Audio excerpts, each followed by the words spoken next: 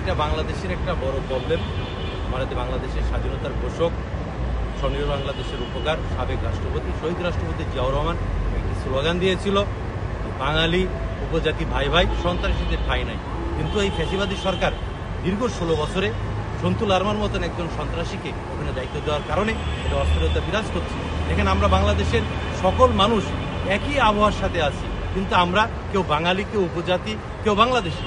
আমি বলতে চাই, আমরা আমাদের একটি পরিচয়, সবাই আমরা বাংলাদেশি এবং আমরা সবাই একসাথে থেকে বাংলাদেশকে সামনের দিকে নিয়ে যেতে চাই।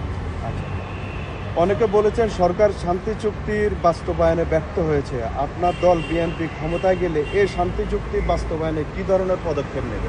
দেখেন, দীর্ঘ 16 বছর বিএনপির ভারপ্রাপ্ত চেয়ারম্যান জনাব তারেক রহমান এই ফ্যাসিবাদী সরকারের বিরুদ্ধে আন্দোলন করেছে গণতন্ত্র পুনর্গঠনের জন্য। গণতন্ত্র যখন বাংলাদেশে পুনর্গঠন হবে তবে অবশ্যই এই শান্তি চুক্তি বাস্তবায়ন হবে। আমরা কখনোই কারো গোলামি চাই না। আমাদের বিএনপির প্রতিষ্ঠাতা শহীদ রাষ্ট্রপতি জিয়াউর রহমান বলেছেন, আমরা সকল দেশের সাথে বন্ধুত্বপূর্ণ সম্পর্ক করতে চাই, কারণ আমরা গোলামি হতে চাই না। এই কারণে আমি মনে করি জাতীয়বাদী দল আগামী দিনে দেশের ভাবমূর্তি অক্ষুণ্ণ রেখেই সব চুক্তি করবে ইনশাআল্লাহ।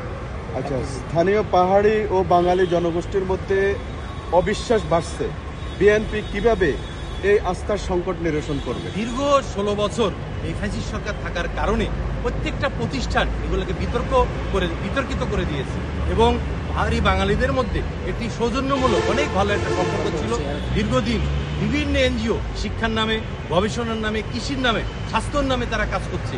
এই এনজিওগুলোর কার্যক্রমগুলো মনিটরিং করা উচিত এবং এনজিওগুলোর মাধ্যমে বিভিন্ন অর্থায়ন হচ্ছে এবং সন্ত্রাসী গোষ্ঠী তারা বিভিন্নভাবে এই অস্থিরতা বিরাজ করতে চাইছে। আমি মনে করি জাতীয় দল বিএনপি ক্ষমতায় আসলে ভারপ্রাপ্ত চেয়ারম্যান জনাব তারেক রহমানের নেতৃত্বে পাহাড়ি বাঙালি তাদের সমান অধিকার নিশ্চিত করে তাদের মধ্যে আবার সম্পর্ক ভালো করবে ইনশাআল্লাহ।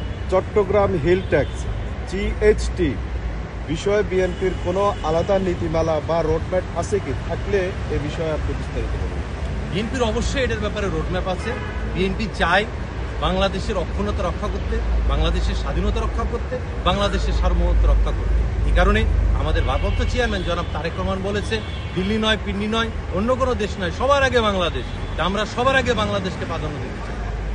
যুব সমাজ ও কর্মসংস্থানের অভাবে পাহাড়ি অঞ্চলে অসন্তোষ বাড়ছে, এই সমস্যার সমাধান কি? আমার মনে হয় এটা সঠিক না। এই কারণেই যে মেয়েটার ব্যাপারে বলা হয়েছে ধর্ষিত হয়েছে, তাকে কিন্তু ডিএনএ রিপোর্টের মাধ্যমে প্রমাণিত হয়েছে সে ধর্ষিত হয় নাই। এটা একটা সন্ত্রাসী গোষ্ঠী, তারা বাংলাদেশে অস্থিরতা বিরাজমান রাখতে চায়। কারণ আগামী দিনে আমাদের যে প্রধান উপদেষ্টা ডক্টর ইউনূস সাহেব যে নির্বাচনের রোডম্যাপ দিয়েছে এবং এই নির্বাচনের দিকে সবাই ধাবিত হচ্ছে। এই বিষয়টা আমি একটু প্রশ্ন চাচ্ছি যে আপনি বললেন যে ডিএনএ রিপোর্টে ভুল হয়েছে, এটা তো সঠিকটা ভুল বানাতে পারে, আবার ভুলটাও সঠিক বানাতে পারে। আমার মনে হয় যে আমাদের বাংলাদেশের যে স্বাধীনতার প্রতীক, আমাদের যে সেনাবাহিনী, তারাই এইটা করেছে। আমি যতটুকু খবর নিয়েছি এবং দেখেছি এটা সঠিক এবং ওখান থেকে আমি নিজেও তথ্য নিয়েছি। এইটা একটা ভুল মেসেজ দিয়েছে। যদি এটা ধর্ষিত হইতো তাহলে ধর্ষণের জন্য বিচার চেত, তাহলে কেন এই আন্দোলনটাকে ডাইভার্ট করে অন্যদিকে নিয়ে যাওয়া হচ্ছে? বলা হচ্ছে যে আমরা এই অধিকার চাই, এটা চাই, ওটা চাই, আমরা ভারতের অঙ্গরাজ্য হইতে চাই। এটার সাথে তো ধর্ষণের কোনো সম্পর্ক নাই। এই কারণেই মনে করি এটা ফলস, এটা ফেক একটা নিউজ। আচ্ছা, বিএনপি যদি আগামীতে আন্দোলন করে পার্বত্য অঞ্চল থেকে এ ধরনের অংশগ্রহণ আশা করে কি? এই যে পার্বত্য অঞ্চলে যে আন্দোলন হচ্ছে, এই বিষয়ে বিএনপির আগামীতে কি পদক্ষেপ? বিএনপি সবসময় চায় বাংলাদেশের মানুষের অধিকার প্রতিষ্ঠা করার জন্য, জনগণের অধিকার প্রতিষ্ঠা করার জন্য। আমরা এখানে যে আবহাওয়ার মধ্যে আছি, ঠিকই রাঙামাটি, পার্বত্য চট্টগ্রাম, খাগড়াছড়িতে একই আবহাওয়ার মধ্যে আছি। আমরা সবাই বাংলাদেশি, এটাকে বিএনপি প্রতিষ্ঠা করতে চায় এবং বাংলাদেশের জন্য বিএনপি কাজ করতে চায়। আচ্ছা, পার্বত্য অঞ্চল রাঙামাটির জনবসতির জন্য আপনি একটু কিছু বলুন। আমি মনে করি যে পার্বত্য চট্টগ্রামে তারা বিভিন্ন শিক্ষা প্রতিষ্ঠানে চাকরিতে বিভিন্ন জায়গায় তারা কোঠা নিয়েছে এবং তারা অগ্রসর জাতি হিসাবে তাদের যতটুকু সুবিধা দেওয়ার তারা সুবিধা নিয়েছে।